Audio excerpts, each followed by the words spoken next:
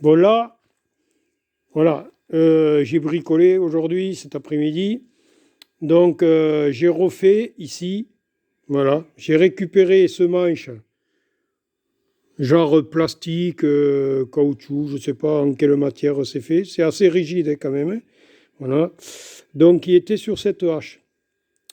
Voilà, donc j'ai enlevé la hache, parce que regardez dans quel état est la hache.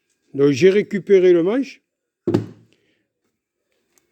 J'avais ici un bloc de masse. Alors bon, tout rouillé évidemment, hein, vraiment tout rouillé, rouillé, je vais vous expliquer comment. Alors rouillé bien, bien plus que ça, ben rouillé comme la hache, hein. Voilà, encore la hache, je l'ai nettoyée, mais elle était bien rouillée.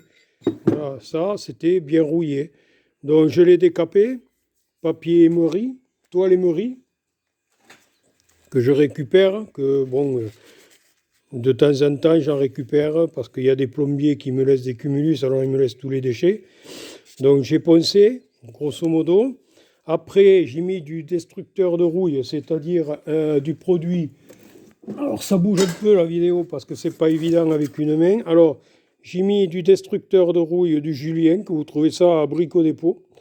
Donc voilà, c'est pas pour leur faire de la pub, mais c'est un produit qui va très bien.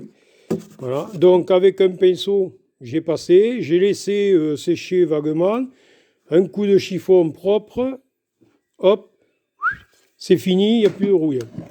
Alors, après, j'ai mis du... Alors, voilà.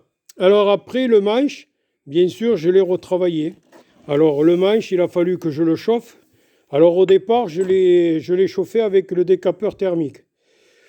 C'est pour faire le plus gros. C'est-à-dire que là, j'ai recoulé de la matière que j'ai récupérée devant. Vous voyez? Voilà, que de la matière que j'ai récupérée devant. Donc, je l'ai mis là. Alors, un coup de décapeur thermique. Alors, il ne faut pas chauffer longtemps, hein, parce que là, je peux vous dire que bonjour, hein. Là, c'est pour éviter que quand on tape, si par exemple là, c'est vide, ben, évidemment, hein, ça fait un porte-à-faux et vous risquez de recasser votre masse. Le tort, c'est que moi, des fois, je m'en sers. Voilà. Alors, j'ai mis ça, c'est pour m'empêcher. Alors, attendez, je le tourne dans l'autre sens parce que c'est pas évident d'une main. Alors, j'ai mis ça là, qui déborde. Comme ça me permet, parce que moi je tape beaucoup comme ça. C'est-à-dire comme la massette là, vous voyez. Et je tape beaucoup comme ça, vous voyez. Et c'est là où on les casse. Vous voyez. Donc là, normalement, une masse, c'est fait pour taper comme ça. C'est pas fait pour taper, voilà. Alors, donc là, voilà. Et après, je l'ai coincé à l'étau. Ici, là, bon, je vais le remettre à peu près, grosso modo, comme ça, en le tenant. Et après, bon, j'ai coincé à l'étau et j'ai coulé devant. Voilà, j'ai coulé du plastique, je l'ai chauffé. Voilà. Pour éviter, justement, eh bien, quand vous tapez, voilà, que ça casse. Vous voyez? Voilà. Donc, eh bien, avec de la récup, c'est récupération. Voilà. Donc là voilà, ici, bon, il y a du bordel hein, dans mon hangar, mais bon. Donc voilà, et j'ai fait tout simplement une restauration d'une masse. C'est-à-dire, là, il y avait la hache qui était comme ça. Donc il y avait la hache qui était comme ça.